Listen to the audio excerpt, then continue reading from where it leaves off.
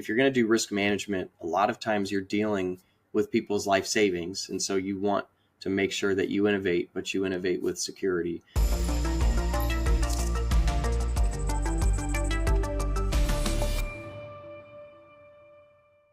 We all want to believe in something. In Chinese, belief also means trust. We want to trust our systems and each other so we can build a future beyond what we know. Join us at Consensus Hong Kong, where belief becomes real. Hello and welcome to Markets Daily, hosted by me, Jen Sanasi. On this show, we navigate the currents shaping the crypto markets, providing insights against the broader financial landscape. So whether you're actively trading or simply interested in the volatility of the crypto markets, this show is your compass to understanding what's happened, where we are, and where we're going. On today's show, we have Calamos head of ETFs, Matt Kaufman. Matt, welcome. Hey, Jen. Thanks for having me. Good to be here. Of course. Great to have you here. Big news coming out of Calamos yesterday. You launched a new Bitcoin ETF that promises 100% downside protection. Let's just talk about what this means and how you can make that work. Yeah, that's a lot to unpack. A big statement, being able to deliver 100% protection relative to the price of Bitcoin. So yesterday, looking at my calendar here, January 22nd, we launched CBOJ, the world's first protected Bitcoin ETF. So it gives you the upside of Bitcoin to a cap rate. There's no free lunch here. And then you have 100% protection over a 1-year outcome period. So built fairly similar to an outcome-based ETF. If your listeners are familiar with those, there's a couple hundred of those in the market. And so we've now delivered what I would think is a very remarkable tool for adding protection to your Bitcoin exposure. So we're excited about that. We just struck our cap rate as well. That was last night. So now the cap rate we can announce that is 11.65%, which is higher than you'll get in any other equity market when it comes to capital protected growth. Talk to me about the demand you saw leading up to this product. What drove you to launch this? And I know that there are two other products with a little bit less protection, a higher upside coming out on February 4th. Was this purely created because you were seeing demand from your customers? Yeah, there's obviously tremendous demand for Bitcoin in the marketplace today. That is such a huge story of innovation. It's been a breakthrough in the way that people think about money, stores of value. In the traditional financial world, we watched a lot of this play out over the last 10, 15 years. And seeing this move into the exchange traded fund market, we saw $100 billion go into spot Bitcoin ETPs over the last 12 months. It sounds a little esoteric, but from my perspective, we're seeing this is humanity's really first attempt to establish a digital currency framework. Your listeners are very familiar with that. And so we've got this asset that has now appreciated significantly in value. So thinking about how we approach an asset like Bitcoin, which exhibits an epic level of volatility. So in short, I think people want to participate in the future, but they want to be responsible. They want to be confident when they access the growth of Bitcoin, but have an eye toward preserving wealth. And so that's why we built the first suite of managed risk or protected Bitcoin ETFs. We basically built Bitcoin with a safety net. So we launched our 100% protection product on January 22nd. And then February 4th, we're launching a 90% protection level and then an 80% protection level. So we think that's going to be a really great way for people to access Bitcoin in a measurable way. From my perspective, it really takes that crypto frontier and puts it in a landscape and a framework that people are comfortable with. I'm going to steal some words from CoinDesk reporter Helene Braun here. She wrote the article yesterday when the news broke, and she said in simple terms that this is for the product that launched yesterday. If an investor bought $100 worth of shares in the ETF, Calamos would put a percentage of that in treasury bonds and would grow back to $100 over a 1-year period, ensuring that regardless of where the price of Bitcoin stands at the time, the investor has the full $100. I think she did a good job at just kind of breaking that down for folks who are trying to wrap their heads around how this might be different than the Bitcoin ETFs that exist in the market today, or existed solely in the market until this product was launched. Now, I got to ask you, I know it takes a long time to bring these products to market. I know there are various different steps, but I got to ask you about the timing. We had the inauguration of the new president on January 20th. It was it's been a real celebratory event for the crypto industry. Sure. As they anticipate more clear regulation. Did the launch of this have anything purpose? To do with that? I cannot take credit for that. That timing worked out phenomenally. We've been working on this product for, probably almost a year. Watching the spot Bitcoin ETPs come to market in January. In the ETF marketplace, if you have a very liquid ETF, then you tend to have options on that ETF as well. So we were following that in the Bitcoin space. We had the spot Bitcoin ETPs come out in January, and then we saw filings for options. The SEC kind of put their hand up and said, hold on, we're not quite ready for options on crypto yet. And so there was a pause there. We were working in the background on, okay, once these do get approved, how would we build this? How can we construct this? So we had a lot of time to be able to do that. And, just a little background on Calamos. We've been in the market for nearly 50 years as a risk manager.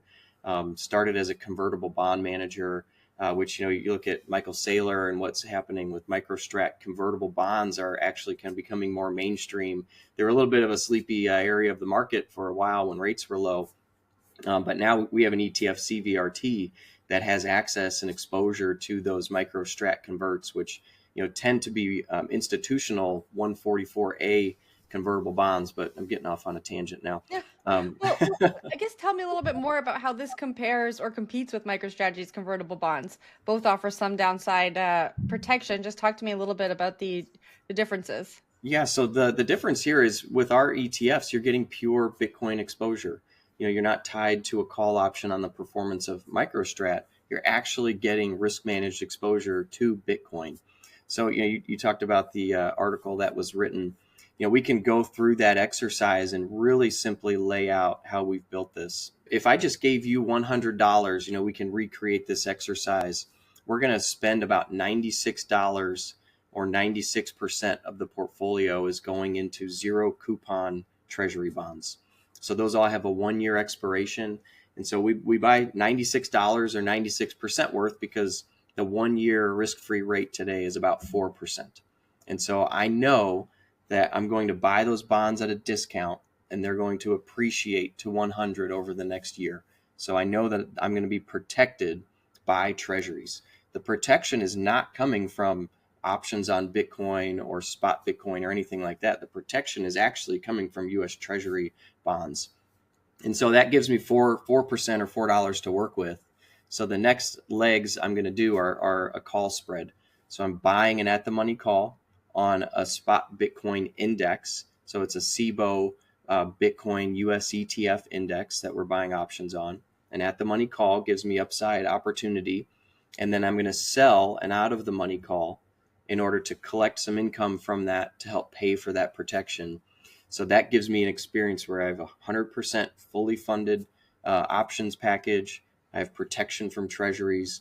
So worst case, Bitcoin goes to zero. Your call spread expires worthless, and you're left with a basket of $100 in U.S. Treasuries. And then for the 90 and the 80, we just take it down 10%. So you'll be left with 90 or you'll be left with 80. Who's the ideal investor for this product? Oh, that's a good question. I think the answer is it depends. I'd like to think everyone has a use case for something like this. When you think about 100% protection, the first thing that came to my mind is, why would you want to give up all of your upside to Bitcoin? What's the point of that? Bitcoin might go up 1,000%. Why do I want 12%? Well, the reason is that this is a tool for risk management. And so, maybe if you're a growth-minded investor, younger investor, you've got time in the market, time for Bitcoin to run, maybe you're choosing 80% spot exposure and 20% in CBOJ. And now you've just taken off your tail risk. You've taken 20% risk off the market, but you're capturing 80% of every upside move in Bitcoin. So we're seeing growth-minded people use this as a tool to actually dial in, how much risk management they want, even if it's just to take off a little bit of that tail risk. When you think about capital protected growth, there's trillions of dollars in cash. Some say is sitting on the sidelines. It might be in index CDs or fixed indexed annuities or capital protected structured products, money market funds. people have been chasing or investing in these higher risk-free rate products now that interest rates are higher than they were just a few years ago. So you think about capital protected growth, Bitcoin is actually your best power source. It goes up faster than anything else, in the last 10 years. It goes up beyond that cap rate more often than any other equity index. And so if you think about getting an 11.65% cap rate with no downside risk, if you think Bitcoin's going up, that's about the best deal in town for risk-free money. You might get 4% on a risk-free rate. That's treated as ordinary income when that product expires, or you can tie your cash to Bitcoin now. Like, who would have thought you ever would have been able to make a statement like that? I've got safe money, I'm going to put it to Bitcoin. Like, that is something that you can now do. Well, I got to ask you, some of that audience that you just described there may have gotten into the Bitcoin ETF when it launched last year, and they're seeing some incredible upside now. It sounds like what you're saying, though, is this is really a diversifier, something to protect your portfolio as they continue to get their toes wet. Is that correct? Yeah, that's right. And now you can access Bitcoin from any part of your portfolio. We've seen some studies that say pull from Mag 7. Why would it say that? It's because Mag 7's traditionally high growth area, maybe a little bit more volatile. So the idea is to swap like for like. You want to swap some Mag 7 exposure, go into Bitcoin. Now you don't have to do that. Maybe you want to sell some bonds. Maybe it's cash on the sidelines. There's a lot of different ways you can pull from your portfolio to access the appreciation potential of Bitcoin.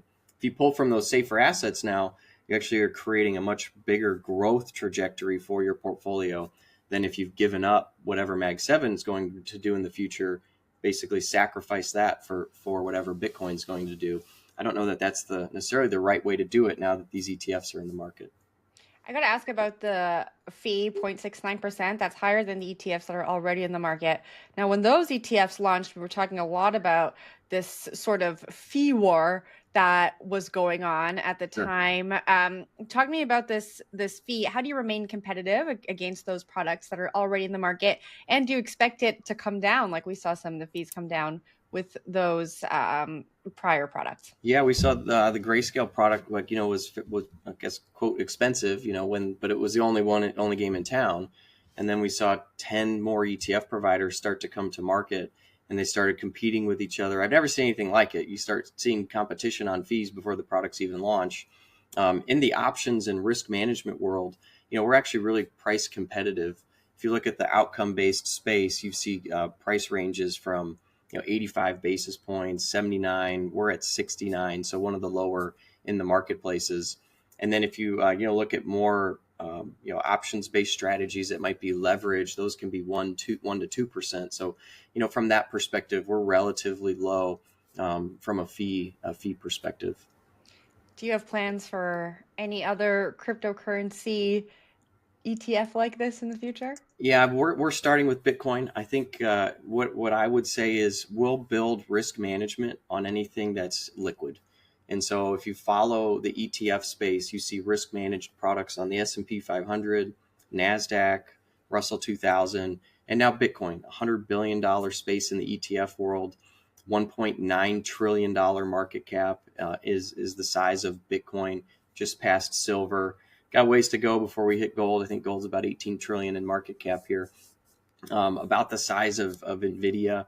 So we're seeing a lot of liquidity there. As far as spot Bitcoin ETPs go, they trade about $2 to $5 billion a day. So at Calamos, we want to build things with security. You have to, if you're going to do risk management, a lot of times you're dealing with people's life savings. And so you want to make sure that you innovate, but you innovate with security. So I currently don't have plans to do anything on other types of crypto. If they start to achieve the liquidity levels that we're seeing in Bitcoin, then I think that's a possibility. Matt, thanks so much for joining the show, and congratulations on the launch. Thank you. And thank you to our audience for watching and listening to Markets Daily. If you don't already do it, subscribe to the CoinDesk Podcast Network. That is available on all podcast platforms. If you prefer to watch this show, we are on YouTube. Subscribe to us there, give us a thumbs up, and we'll see you tomorrow.